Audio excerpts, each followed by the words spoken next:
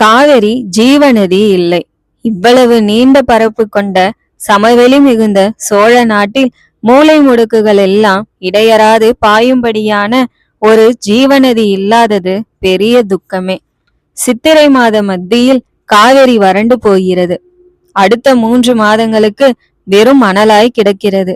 நடுநடுவே எப்போதேனும் மழை பெய்தால் குட்டை போல சிறிது நீர் தேங்கி நிற்கிறது. மழை நாட்களில் காவிரியில் குளித்து குளித்து பழக்கப்பட்டவர்கள் காவிரியில் குளித்தே ஆக வேண்டும் என்ற சங்கல்பம் உடையவர்கள். வெயில் நாட்களில் ஊற்று பறித்து கொண்டு குளிப்பதால் மழை நாட்களில் பெரிய சிக்கலாகி விடுகிறது. இடுப்பளவு ஜலம்தான் என்று நம்பி காவிரியில் இறங்கி தாண்ட முடிவதில்லை. நடந்து கொண்டே இருக்கும் பொழுதே 4 அடி ஆழம் சரக்கென்று உள்ளே போய் விடுகிறது. பெண்களையோ சிறுவர்களையோ அல்லது மாடு கன்றுகளையோ நடத்தி போக முடியாமல் தவிப்பு ஏற்படுகிறது. காவிரியை உற்று பார்த்து கொண்டிருக்கிற எவரேனும் ஒருவர் ஒரு வழி சொல்லி கயிறு கட்டிவிட அந்த கயிற்றை பிடித்து கொண்டுதான் மக்கள் தாண்ட வேண்டிய நிலைமை ஏற்பட்டு விடுகிறது. அநேகமாய் எல்லா கிராமங்களிலும் எதிர்கரைக்கும் இக்கரைக்குமாய் கிராமத்து செலவிலேயே கயிறு கட்டியிருப்பார்கள். இந்த கயிற்றை நம்பிதான் இந்த பெண்கள் கூட்டம் இறங்கி இருக்கும். ஆனால் கயிறு பிடுங்கி கொண்டு போய் 3-4 நாழிகைகள் ஆகியிருக்கும். காவிரியின் வேகம் மெல்ல மெல்ல அதிகரித்து கொண்டே போவதை பிரம்மராயரின் உடம்பு உணர்ந்தது.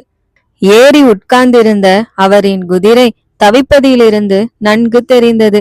மும்முடி சோழ பிரம்மராயர் குதிரை உட்காரும் பகுதியில் தடவி பார்த்தார்.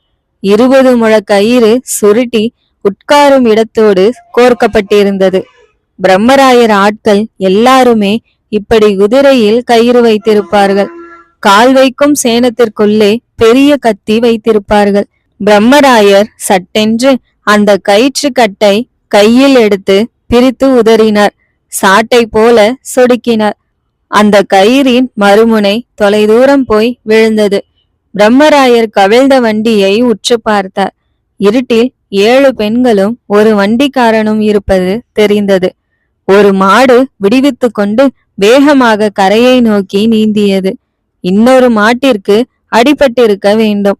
அது எந்த பக்கம் போவது என்று தெரியாமல் திகைத்து 4 பக்கமும் அலைந்து கொண்டிருந்தது. உருண்டு போன வண்டியை பிடித்து கொண்டு பெண்கள் கத்திக்கொண்டிருந்தார்கள்.